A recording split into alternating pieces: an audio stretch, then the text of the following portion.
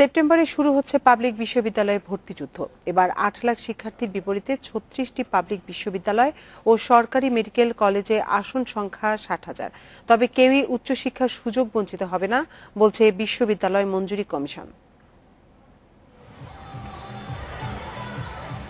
এবছর এইচএসসি ও সমমান পরীক্ষায় পাশ করেছে ৮,০১,৭১১ শিক্ষার্থী। ১০ বছরের মধ্যে এবারই পাশের হার সবচেয়ে কম। তা সত্ত্বেও পাবলিক বিশ্ববিদ্যালয়ে ভর্তিতে হবে তীব্র প্রতিদ্বন্দ্বিতা। ঢাকা বিশ্ববিদ্যালয়ে আসন ৬,৫০০। ৭ থেকে ২৭ আগস্ট পর্যন্ত চলবে ভর্তি পরীক্ষার ফর্ম বিতরণ। ভর্তি পরীক্ষা শুরু হবে আগামী ১৫ সেপ্টেম্বর। বিজ্ঞপ্তি এবং ছাত্রছাত্রীরা আবেদন করবে। আমরা ভর্তি পরীক্ষার মাধ্যমে মেধা তালিকা থেকে ছাত্রছাত্রী নির্বাচন করব ভর্তির জন্য। বিশ্ববিদ্যালয় মঞ্জুরি কমিশনের হিসাব মতে জাতীয় বিশ্ববিদ্যালয় বাদে দেশের ৩৬টি পাবলিক বিশ্ববিদ্যালয়ে ৫৭,৫০০ ও সরকারি ৩০টি মেডিকেল কলেজে আসন রয়েছে ২৫০০। সকলে যে বিশ্ববিদ্যালয়ে লেখাপড়া করতে যাবে তা ঠিক না।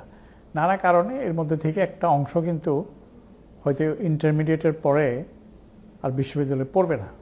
পাবলিক বিশ্ববিদ্যালয়ে ভর্তি হতে না পারলেও কেউ বঞ্চিত হবে না উচ্চশিক্ষার সুযোগ থেকে।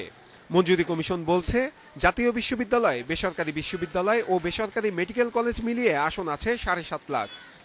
যারা বিশ্ববিদ্যালয়ে পড়তে চায়, কলেজে পড়তে চায়, তাদের আসন সংখ্যার খুব বেশি সমস্যা হবে বলে আমি মনে করি না।